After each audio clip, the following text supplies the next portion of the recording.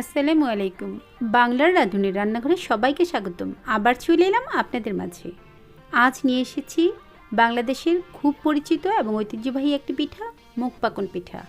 খুব সহজ এবং খুব অল্প উপকরণে এই পিঠাটি তৈরি করে দেয়, কিন্তু খেতে খুবই মজার। চলুন দেখে নিই আমার আজকের পিঠা তৈরিতে কী কী লাগছে।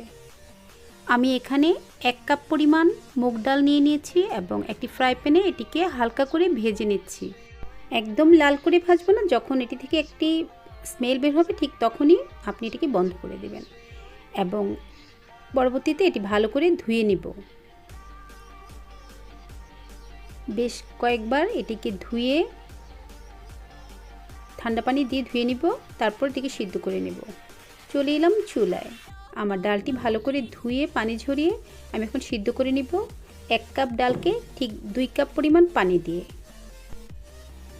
ঢেকে দিব প্রায় 20 মিনিটের মতো, একদম লো আছে, তাহলে ডালটি একদম এরকম গলে যাবে।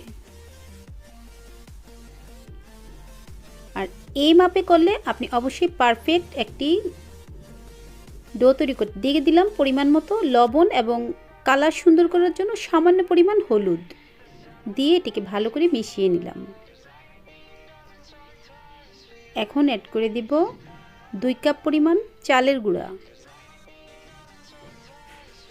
সব কিছুই মেজারমেন্ট কাপ দিয়ে মেপেছি। 2 কাপ পরিমাণ চালের গুঁড়া দিয়ে একটু মিশিয়ে নিলাম এবং একদম লো আঁচে রেখে আমি ঢেকে রেখে দিব 5 মিনিটের জন্য।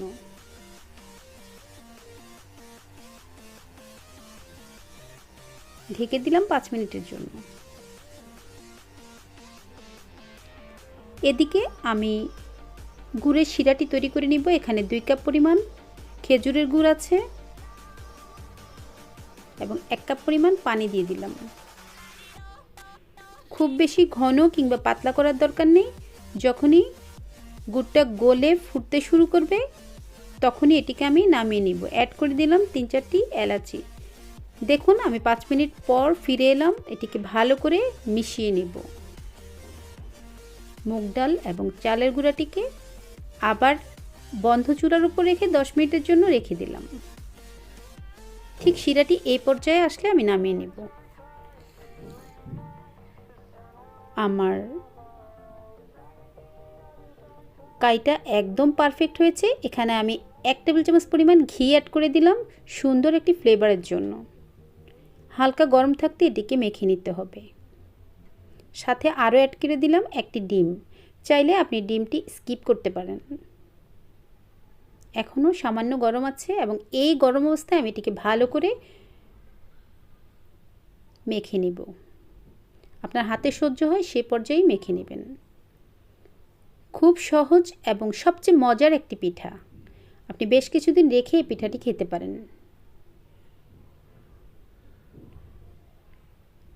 এই পিঠাটি নর্মালি খেজুর কাটা দিয়ে তৈরি করা হয়, বাট খেজুর কাটা কোথায় পাবো, তাই আমি এখানে টুথপিক দিয়ে তৈরি করছি। যে কোনো কিছু দিয়ে আপনি এটি তৈরি করে নিতে পারেন। একটু মোটা করে একটি রুটি তৈরি করেন, ঠিক এরকম একটু মোটা হবে। আপনি খেজুর কাটা যদি না পান এরকম টুথপিক অথবা মোটা বড় সুই দিয়েও এটি করতে পারেন। ডিজাইন আপনার ইচ্ছা মতো আপনি করে নেবেন। আমি আমার মতো করে আপনাদের সাথে শেয়ার করছি কি করে আমি ডিজাইন করেছি। আমি একটি জিপার লক ব্যাগের উপর নিয়েছি, কারণ হচ্ছে যাতে পিঠাটাকে ইচ্ছা মতো ঘুরিয়ে ফিরিয়ে আমি তৈরি করতে পারি। আমি এখানে পাতা শেপ করছি। প্রতিবার চেষ্টা করবেন টুথপিকে একটু তেল লাগিয়ে নিতে। একদম ইজিভাবে আপনি এই পিঠাটি ডিজাইন করে নিতে পারেন। একদম আপনার পছন্দ মতো আপনি ডিজাইন করে নেবেন। খুবই সহজ।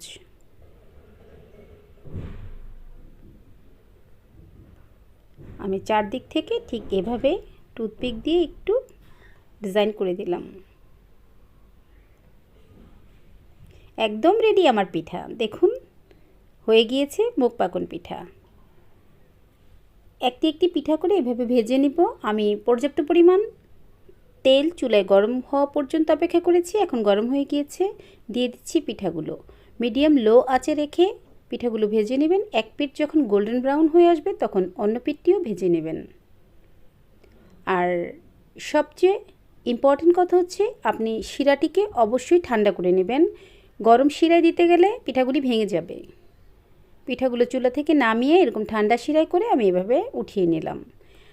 একদম রেডি আমার আজকের মুখ পাকন পিঠা। যদি আমার ভিডিওটি একটু ভালো লেগে থাকে please like, comments and share করে দিবেন, সাবস্ক্রাইব করে দিবেন এবং পাশে থাকা বেল আইকনটি ক্লিক করে দিবেন।